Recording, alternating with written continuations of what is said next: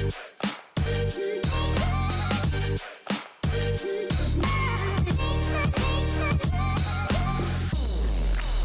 everybody and welcome to this week's Motor Trade Radio podcast powered by eBay Motors Group. It is Saturday the 8th of October and you're joined by myself, Philip Nothard. And me, Curtis Hutchinson. This is episode 54, season 8 of Motor Trade Radio, bringing you all the chatter that matters. Once again, we've gathered together this week's big car retailing stories across the franchised and independent sectors for you to enjoy all in one place, on demand, on your podcast feed. Well, we've got a busy show this week and we've got a few headlines that we need to get through. Unfortunately, there's no Men Able this week. So we'd like to give a shout out to Stephen Whitton, who's resting up after contracting COVID for the first time, Stephen. But that's what you get from going to a global conference over in Ireland with 400 people and hugging them for 4 days. You do increase your risk of contracting COVID, but in all seriousness, we do wish you well and have you back on next week. Yeah, definitely. I hope you're feeling better soon, Steve, and look forward to hearing your views next week when we'll revisit Men Able Moments. I can imagine the theme possibly next week. Yeah. With him being sort of laid down for a week with COVID. But please do get well soon, Stephen, and do take it easy. And congratulations to all the finalists and winners at Thursday's Motor Trader Independent Dealer Awards, which was held in Birmingham. And also a shout out to everyone who attended Motor Trader's EV Retailing Summit, also held on Thursday. And you know what? It's just great to be talking about live events again, isn't it? It does, but I don't envy them trying to get around with the train strike that was on Thursday as well. And I know there was a BVLA conference, slightly more difficult possibly because the BVLA conference was down in London, whereas as you say there, the Motor Trader Independent was down in Birmingham. So I suppose one was probably easier to get to than the other with the train strikes. Yeah, and dealers do tend to drive. They like their cars, so they probably wouldn't have been put off by the strike, but it's still a challenge. Exactly. And we have got a special guest this week, and that's with Robert Forrester's return to the podcast, who's the CEO of Vertu Motors. Now, he's joined us in the second half to chat about the group's second best first half interims that they announced this week, but we chat a bit more wider about the market around new and used car margins, his acquisition pipeline, and his thoughts around growth of Vertu Motors and what he sees the future. And we do touch on politics a little bit.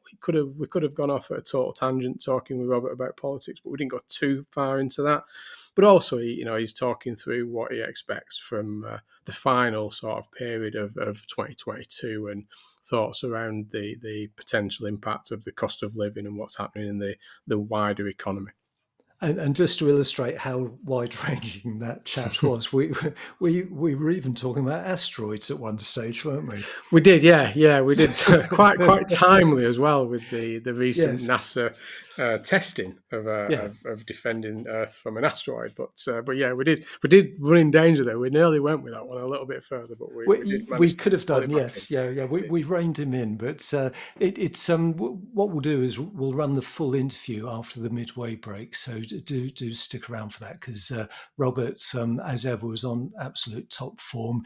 Although the interview was ostensibly about the interims, there was much more to say about what's going on in the sector at the moment. So do stay tuned for that. Exactly. And with that in mind, if you do ever want to get in touch with us or come on the show or send us a press release or talk about any of your financial announcements, etc., then please do contact us at motortraderadio@yahoo.com, or you can join the Motor Trade Radio LinkedIn group, or we're also on the usual social channels through Twitter or Facebook, and you can contact myself or Curtis directly through, again, any of those social channels.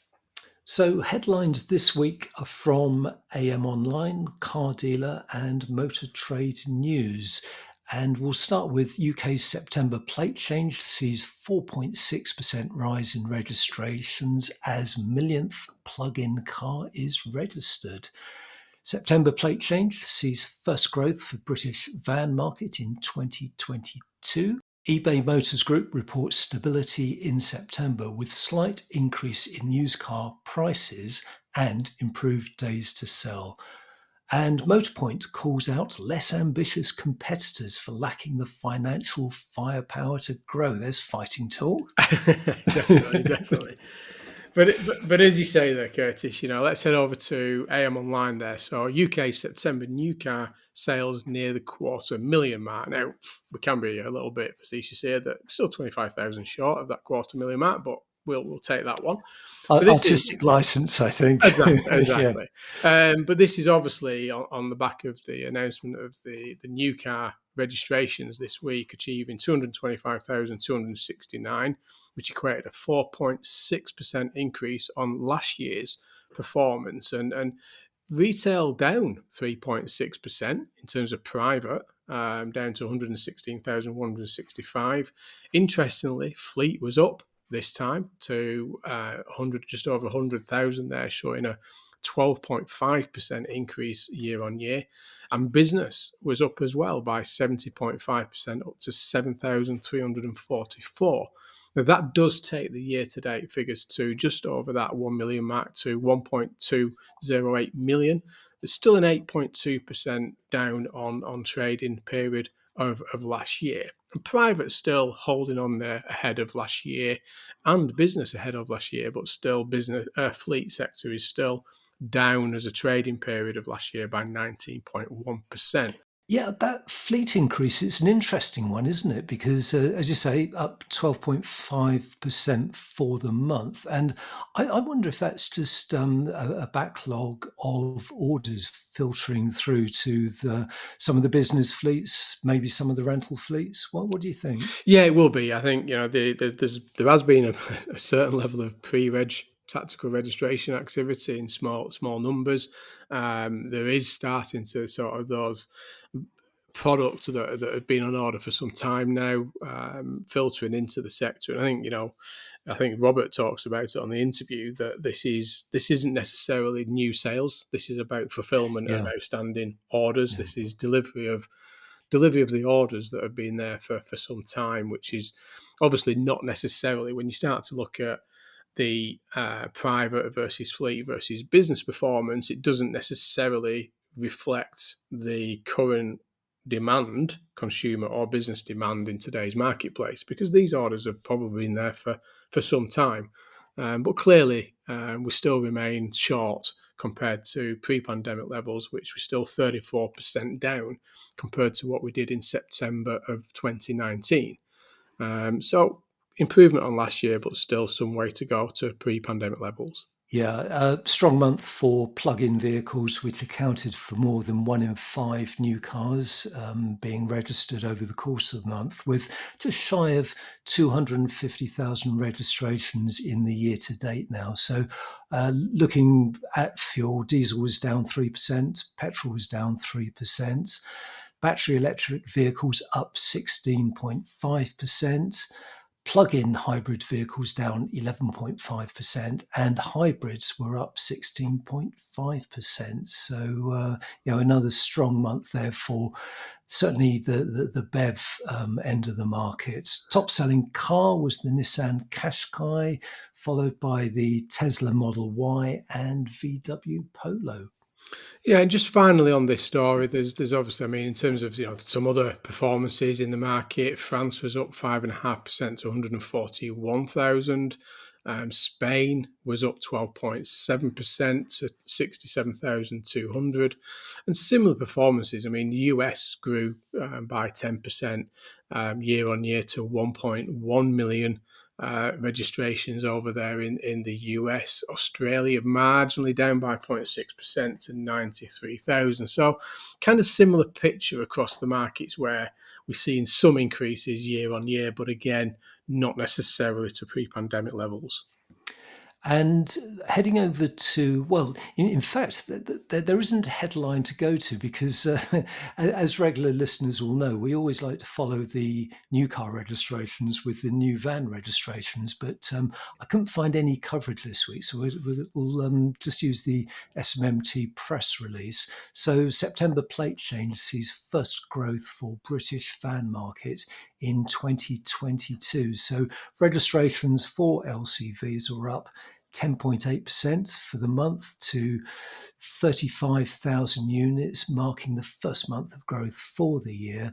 The performance is, however, artificially inflated in comparison with 2021, which actually saw the fewest registrations for the month since the 2009 recession, with this September still 35.5% below the 5-year pre-pandemic average. So sort of good and bad news there, I think. Yeah, yeah, and in terms of sort of production volumes as well, they've just announced the ones up to the end of August for cars. Production year on year for August up 34% to just short of 50,000, but that's still a 13.3% year to date downturn of 13.3% for cars, and for LCV product both up. In terms of production, both in the month of August and year to date. So August up to 6,132, and that's a growth of 92.9% there, Curtis. Yeah. And in terms of year to date, up 50.3% year to date, up to just short of 65,000 there. So again, green shoots of recovery starting to appear, that we're seeing a little bit more year on year increases now, which hopefully will continue in that direction. Yeah, definitely. So, next headline is from Motor Trade News, and it's eBay Motors Group reports used car stability in September. So, this is based on the monthly research that eBay Motors Group does for its market view, which is actually available now on the eBay Motors Group website. So, you can view that and download it. So, despite deepening economic uncertainty and the cost of living crisis hitting household spending, the used car market showed further signs of stability over the course of September, with small increases in advertised prices and improved days to sell. So, for a second month in a row, retail prices grew on motors.co.uk. They were up 0.6% to an average of £16,753. So that was a month-on-month gain of £98 and were 4.9% ahead year on year. And the rise was driven very much by the franchise sector, which was up 1.5% to an average of £21,027, followed by car supermarkets, which were actually up 1% to £17,904, while independents remained pretty much static at an average of £13,765. Yeah, and in terms of stock volumes per dealership, they're remaining fairly stable. They've dropped 2.2% month on month, but level year on year. So average stock volume overall is 47.9. Now, car supermarkets remain level at average of 290. But obviously that was a drop in September compared to, I think, 323 on average in 2021 September. Franchise dealers dropped marginally month on month from an average of 71 to 69, but that was a drop compared to the same period last year from 73. And independents dropped again just by 1 unit, average from 36 down to 35 on average. But actually, that was an increase compared to their stock levels of September of 21 that was at 32. So fairly stable overall, both year on year and month on month from August into September for stock volume. And days to sell, which is the third criteria that is used in the market view every month, an improvement there. So the overall average was 36.6 days, which was actually 1 day less than August, but 2 more days than September last year. So the improvements were felt mostly by car supermarkets, averaging 29.2 days compared to 32.5 in August, followed by franchise dealers at 29.7 days compared to 32.3 days in August, while independents saw a slight increase from 45.7 to 46.9 days. But what really caught my eye in this particular story is the strength of that market of cars listed between 20,000 to £40,000, which was actually the fastest selling sector by price band. So average days in stock there were just 30.5 days. And in contrast, cars priced under £10,000 were actually the slowest sellers, with those listed between 5,000 and 10,000, averaging 48.6 days in stock. So maybe that's new car buyers, they've Mm. budgeted for those more expensive cars, not prepared to wait several months or longer, and switching to used. What do you think? Yeah, it could be. I mean, that has been the case for some time, where the lead times or the choice of new vehicles just doesn't fit the requirements of the buyer, and therefore they're entering that used car market. So yeah, it's potential one of the dynamics there. And just finally on this, Lucy Tugby, who's the marketing director of eBay Motors Group, comments that despite spiraling household costs impacting spending power, supply and demand proved to be well balanced in September, with marginal improvements in prices and stock turn, whilst inventories closely tracked August of this year as well. So kind of reiterating there that, even with the cost of living challenges and the challenges in the wider economy, there's still, a fairly stable marketplace between August and September in the market. Yeah, definitely. And final headline for this week, before we go into the interview with Robert Forrester, comes from Car Dealer. And the headline there is: used car supermarket group Motorpoint has called out less ambitious competitors for lacking the financial firepower to grow.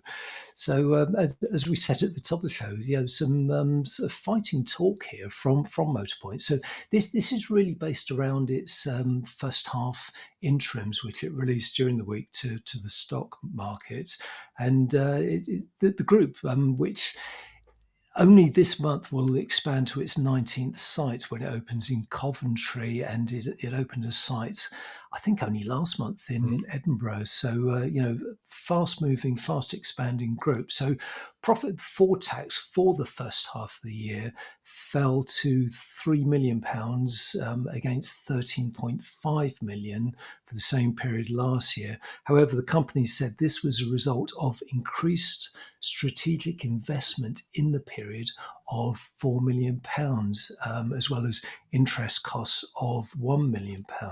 So this was despite record revenue of £785 million for the period, which was up 30% on last year.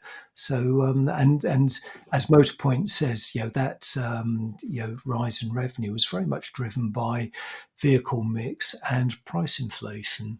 Yeah, and we do touch on this a little bit in the chat with Robert, because he obviously cited the story, and obviously kind of reaffirmed some of that what has been said by Motorpoint. But they're talking about, obviously, that the macroeconomic conditions continue to worsen, which is causing increase in consumer uncertainty. So they are sort of citing there that there is some pressures in the marketplace, and there is pressure in terms of that volume, even though margins remain fairly robust. But again, I think they're just sort of saying that it's okay, but it's not really improving, is it? It's fairly stable at the minute. Yeah, definitely. And it does actually point to the fact that it's opened 6 new branches since 2020.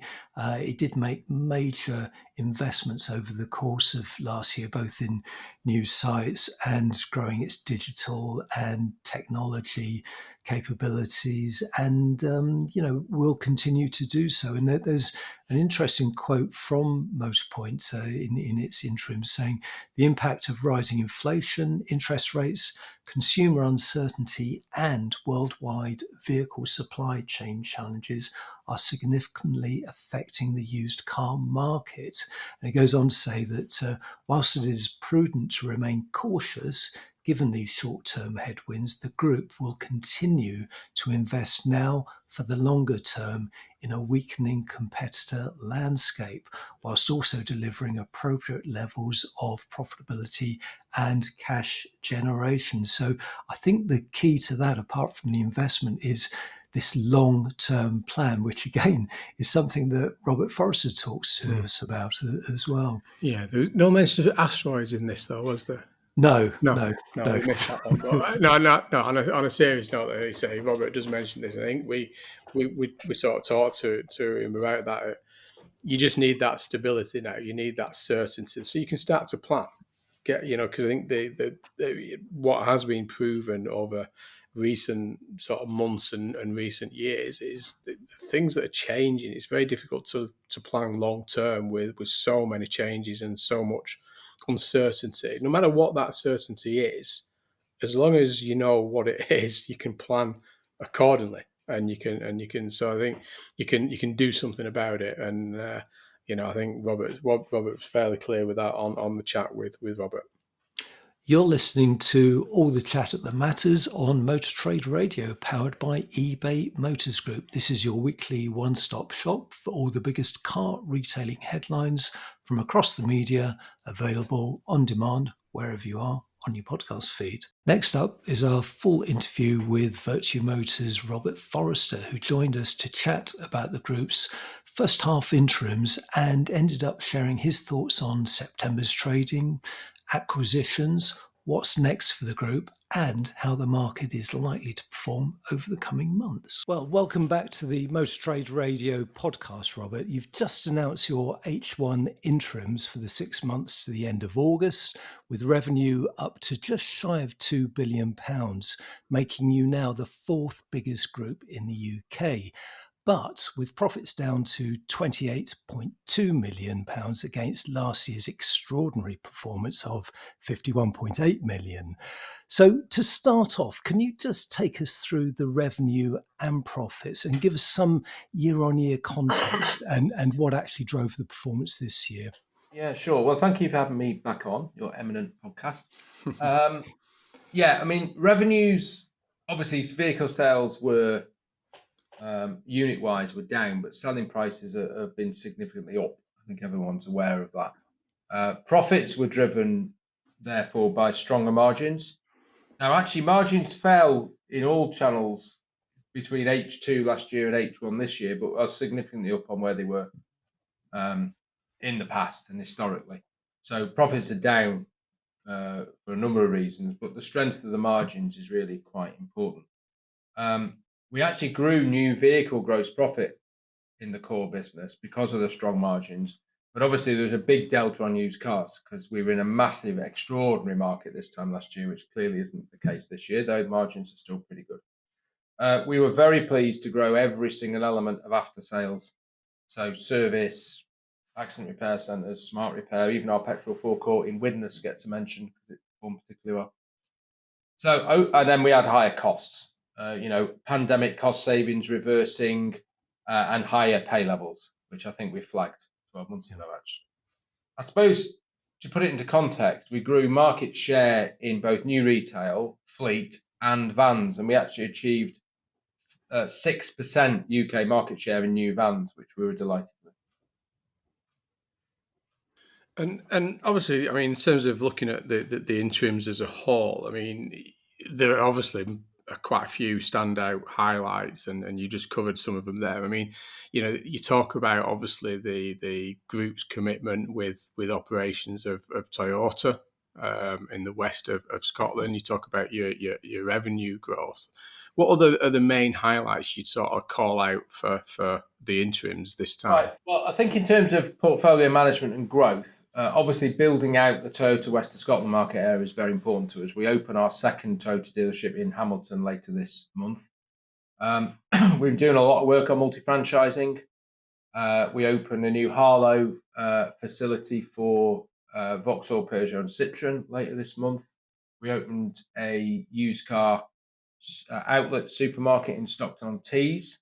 So we've done a lot of work to actually grow the business and strengthen the business. We also bought a digital business called wiperblades.co.uk, which, believe it or not, sells wiper blades.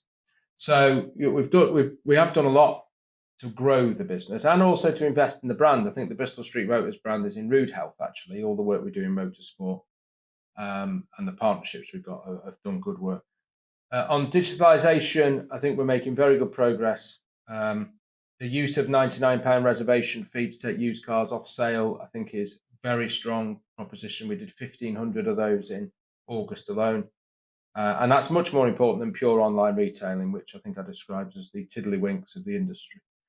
And if you look at the financials, we have grown the dividend 7.7%. We've approved another share buyback program, and our share price is pretty weak. Our tangible net assets per share is 71.2 pence, but there's many things in the world I can control. Share price isn't one of them. And then finally, on the people side, we've got the number of vacancies down to a more manageable level. We've got more technicians in place. We've done a lot of work on training and development to ready the group for further growth, to get managers trained up, get new potential managers trained up. And I think that puts us in a pretty solid position, to be honest. And you say in the interims that H1 was driven by margin strength, offsetting those volume shortfalls that you mentioned at the beginning of our conversation. How are margins for new and used cars performing now? And where do you expect to see them go in relation to this restricted supply and lower consumer demand in light of the cost of living crisis? Predicting is quite tricky. I actually predicted the whole thing wrong in the 6 months. I thought we'd see more new vehicle supply. I thought we'd see more weakness in used vehicles as that new vehicle supply fed through to more part exchanges and fleet defects, and that just didn't happen. So I'm a bit loath to make wacko predictions. I think we will start to see, well, I said this last time, I got it wrong, a more normalisation of new vehicle volume. You've got to think it starts coming through at some point, though it's still very, very patchy. Very patchy. I think used vehicle supply constraints are with us for quite a long time because we've got this missing millions of vehicles that never happened. So there's the 0 to 3 year park is clearly down. Actually, our warranty sales in service were down 8%, and I think that was due to that 0 to 3 year park. So I think that underpins used vehicle values. Now, interesting, Motorpoint have actually come out this morning and actually said what we said, which was that September used vehicle sales were subdued. And that's quite an interesting statement. They're very negative, actually, in regards to consumer demand and used vehicle demand. And it's a point of view. Depends on whether you're optimistic about the UK economy or not, I suppose. The interaction of demand and supply is what will determine used vehicle prices and margins, and that is quite a difficult one to call at the moment. At the moment, I think margins are pretty good. I think we've got and developed some excellent used car analytics systems. We are much better at pricing of used cars. We've now got a situation where if you go on the web for a part exchange value, going to a dealership for a part exchange value, you get the same value, which was not the case 6 months ago. So I think there's lots of improvements that can be done on pricing strategies and execution of pricing strategies in used cars, which will put us in quite a good place. And I think we're making great progress on that. And interesting, you said September was subdued in terms of used car demand. How did new sales perform across the group? Well, new deliveries, which is actually the measure of sales, are clearly going to be underpinned by the fact we've got record order banks. It isn't a question of selling, it's a question of getting the cars off the manufacturers and delivering them, which is going to underpin the new car market for quite a while. My personal view is order take is down. and whether that's due to consumer confidence, pricing of the vehicles which have gone up, or higher finance rates which have gone up. And I think one of the talking points for the next 6 to 12 months will be the impact on customers and retailers of higher finance rates. And interestingly, Motorpoint pointed to that again this morning. So interest rates are going up. Some manufacturers on new cars now have 9.9% APR. BMW finance on approved used cars is 11.9%. So this is a different world. That, in my opinion, economically is not going to change because the government has a massive amount of debt, and therefore that will, I think, increase interest rates. So we're going to have to get used to dealing with higher interest rates. The chances of 0% events and strategies like that in a high interest rate environment is diminished. Yeah, and I think, as you say, there's a lot still to come out from what's happening in the economy at the minute, isn't there? We're in there, as you say, with interest rates, and I wouldn't challenge yourself so much about predicting in terms of recovery. I don't think some of the manufacturers, I think their forecast of production recovery is probably questioned as well in many ways. I think many across the sector felt that recovery of new vehicle supply would have come earlier this year. Yeah. Than expected, and we was one of them. right across, and many others. I don't think anybody called it right, Robert. So I won't question that one. I mean, getting back to your financials and the reports that this is the second highest performance on record, and there's you state in there that there's 100 million set aside to fund growth. And we've talked about this a couple of times with you around that sort of growth and a strong acquisition pipeline in place and your significant firepower to grow your footprint. What is the market looking like around acquisitions at the minute? Is it more favourable than it was maybe 12 months ago? I think it's more favourable than it was 12 months ago when everyone was, in boom times and probably getting carried away thinking it was going to go on forever. The world has shifted, and I think some people are worried about the agency model. They're not used to it. And I think that stimulates some thinking in people. So I think the environment is actually a bit better. Whether our pipeline will get executed or not, who knows? I mean, not all deals happen, do they? And they're in various stages of progress. But we'd be relatively optimistic we'll be able to do something in the next few months. And we've got a strong pipeline of multi-franchise opportunities. The manufacturers are pretty active in restructuring their networks. That's a constant conversation that we're having with people. And therefore, I think there was a lot of change. And I think we're very, very well positioned, actually, for growing with the existing franchise partners we've got and putting new franchises in. And we've got 31 franchises now. So... yeah, I would say it's a case of slimming it down and or growing it. We'll grow the number of franchises we've got. But it clearly does put pressure. I mean, if I spent my time going to manufacturer conferences, that may be done, wouldn't it? I'm going to say you'll need not many more you'll need to be doing a week, will you? To be fair, but yeah, it's I mean, you said, I mean, not that you'd have a definitive answer to this, but I mean, what is your ambition for the size? I mean, is it a case of being number one, or do you have a definitive number where you want to be in a period of time? I haven't really. I think and people always take this when I make this comment, take it far too literally. I actually do not believe in setting targets on growth. Actually, I think you make bad decisions. If I said to you, right, by this time next year, we're going to have 200 dealerships.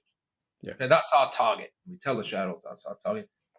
I think you've got grave danger of thinking, I've got to hit my target, and you go and buy the wrong things. Yes. Yeah. Which I think is monumentally stupid. So we're not doing that. We don't have a target. The board haven't got a target. What we do is we assess where we are. We assess have we got the financial, the management, and the technology capability of growing. And then we take each opportunity that comes in. We look at every opportunity that comes in. It might take us 15 seconds to say no, in fairness, or it might take us 2 months. But the answer is yes until the answer is no. And then we grow accordingly. And the growth in outlets is as much multi-franchise as in acquisition growth, actually. But I think we're in a good position. I haven't got a target. I mean, when I set the business up, when we set it up, I sort of in my mind thought there would be very large groups ultimately, thought with technology and good management you could run large groups, and I think actually we are quite good at running this group. It's got 160 sales outlets now and 6,500 people, and I think we're okay. It's all right. It's not bad, that is it? Really, it's not. It's not bad. I think we're okay. We have to change how you work things. I mean, you know, my world is different than when we had 33 dealerships, that's for sure.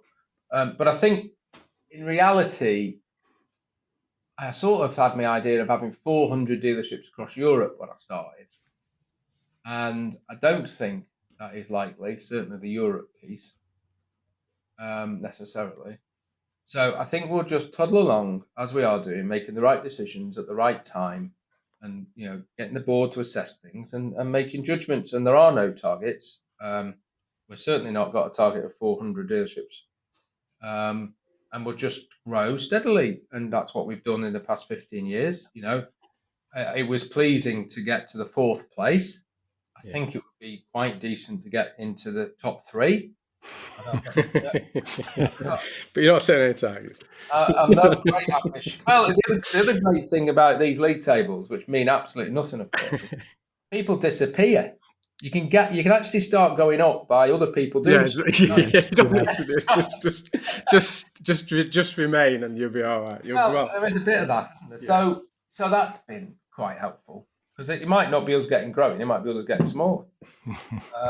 So anyway, we are where we are, and I think we're in a decent position. Yeah, and I think to your point, I think 12 months ago, 2 years ago, 4 years ago, there's probably opportunities that present themselves today that wouldn't have presented themselves time before. And your growth in Toyota and your digital wipe away business, it's clearly that you're growing through opportunities. And diversification in where you want the business to go and what presents itself. We've got the market dynamics. The UK van market, and some of that, not all of it by any stretch. We've got a very, very good dealership van business, but some of it is the Vans Direct acquisition. That has enabled us to grow share. So, as you know, Phil, we have a lot of fun what we do. Yeah. We have fun at work. And I think if you have fun at work and you put a lot of time and effort into it, then you do all right, don't you? Yeah, 100%. I couldn't agree anymore. And it is, it's whenever comes a challenge, it creates opportunities at the same time, doesn't it? Yes. So you got to look for the opportunities in the situation we're in. And I think people ask me, you should be very proud of what you've achieved at Vertu, blah blah blah. Honestly, we spend no time sat down thinking, haven't we done well? And a lot of time thinking, what we're going to do next. So, Robert, turning to after sales, and you've been talking about this over the last couple of days about this new self-service check-in service that you've introduced in some of your BMW sites. And this is all part of this move towards greater digitalization. Can you tell us a bit more about it? And will you be rolling this out across the group? We certainly will, yes. And I think we've piloted it in all our BMW dealerships, and I have been exceedingly impressed with its ability. I mean, I think we've all got the horror stories, haven't we? I go to Sainsbury's shopping using those automatic ruddy checkouts. Honestly, they have to come 3 times to help me out.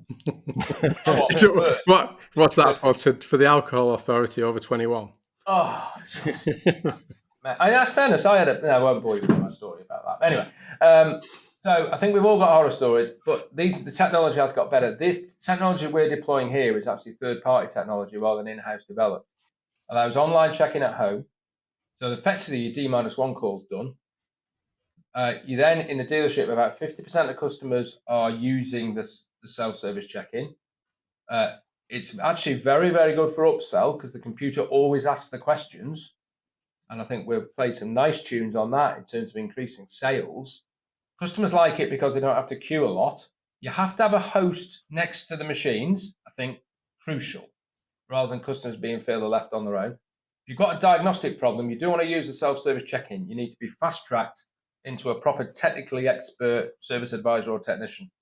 So there's lots and lots of positives. Customers use it and like it. It enhances the customer experience and has the ability to give us productivity efficiencies. It doesn't take you long when you look at this in operation to conclude this should be rolled out across the group, and we are doing so.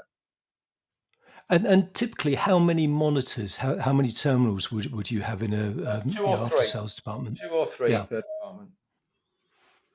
And I mean, you talk about digitization, and we're talking there. What we know that's worked well and it's working. What's your plan going forward with digitization across the business? Is it focusing on the after sales, or are you, what you're doing in the I world think it's of fair to sales? say we're constrained by our software development capacity. Hmm. If we had double the number of developers, we could do everything double quick. So we have to prioritize. Our immediate prioritization at the moment is used vehicle analytics, including making sure our enlarged central buying team have the right data to buy cars. That's our major priority, as well as enhancements to the sales process and the click to drive technology. The roadmap on after sales is actually coming through quite well, but especially through the self-service checking. So we're probably moving to a position whereby we're not going to solely use our own software development team. We're going to have an increasing ability to use some third parties. And finally, Robert, what's your trading outlook for the group? And I know you like to make bold predictions. So what's the outlook for the sector as well for Q4 and into 2023? Well, Q4, I think we all thought was going to be quite tricky. And I don't think that changes.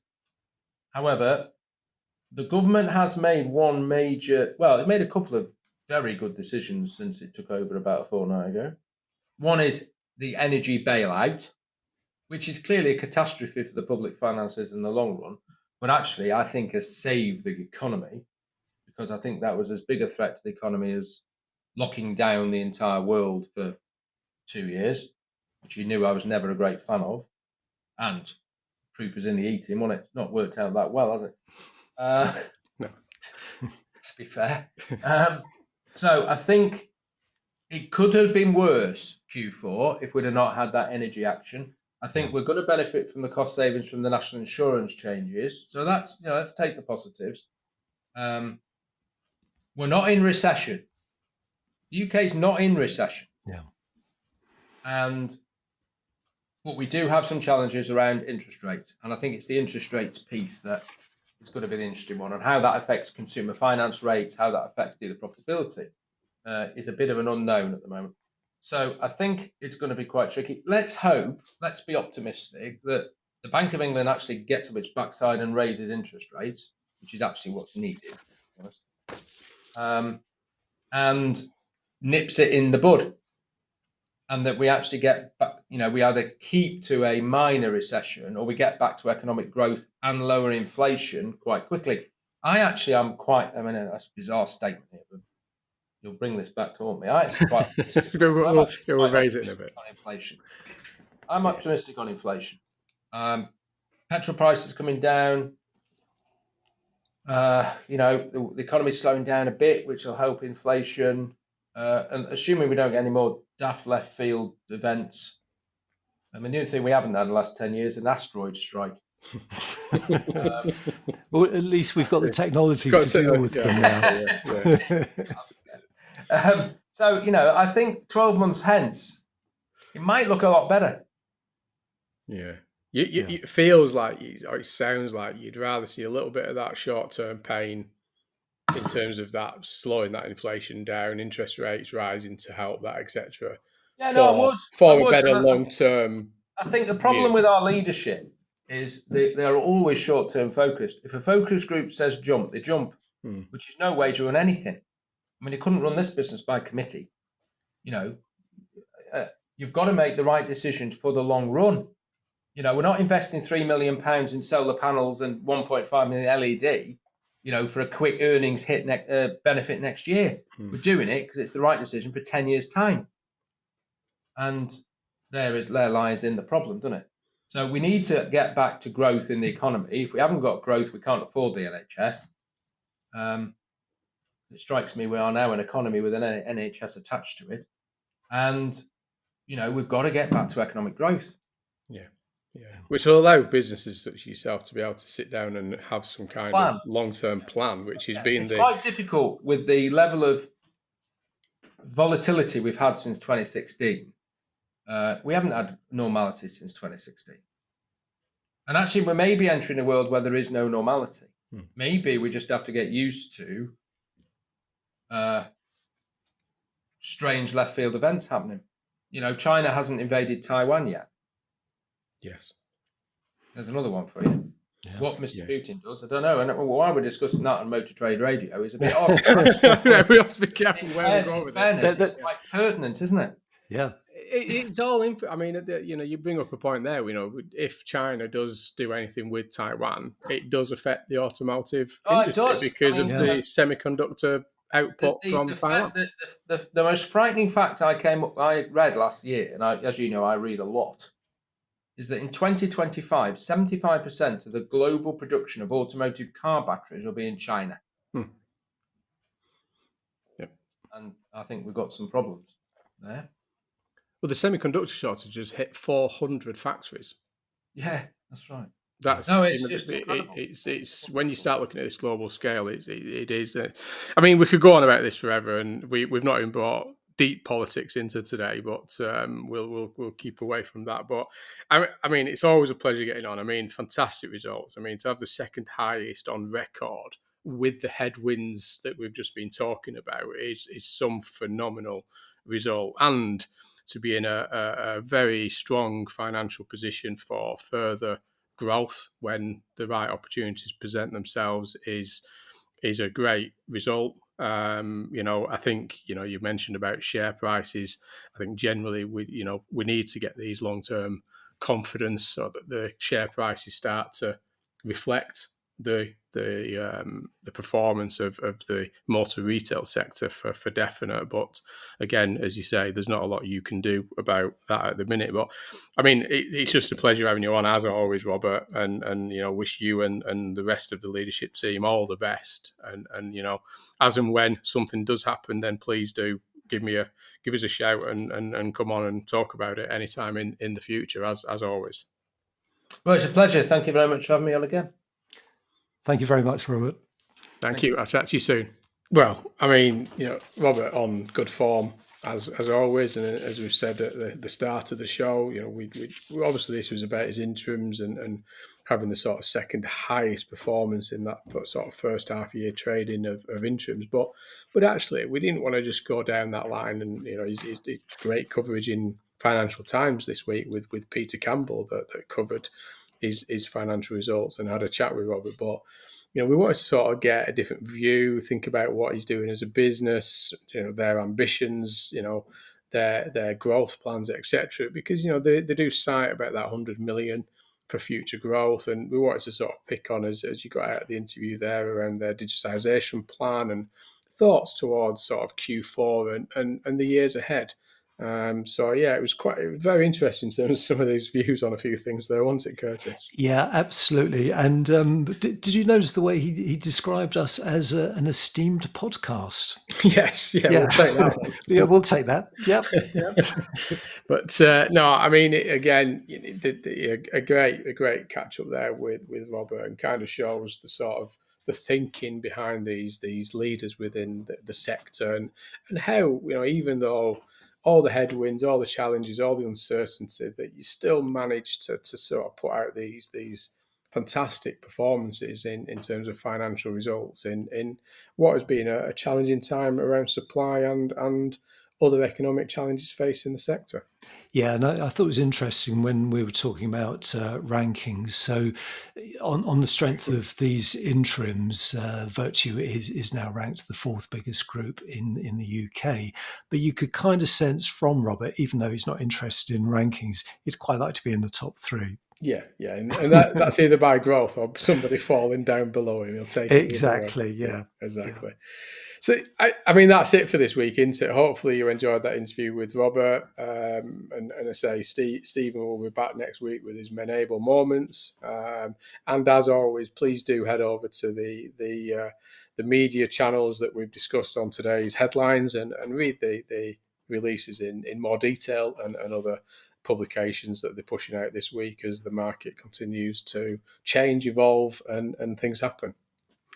But that's all for now, Phil. You've been listening to the weekly Motor Trade Radio podcast powered by eBay Motors Group. Many thanks for joining us for all the chatter that matters. We're back with the headlines next weekend. Until then, it's goodbye from me. And it's goodbye from him.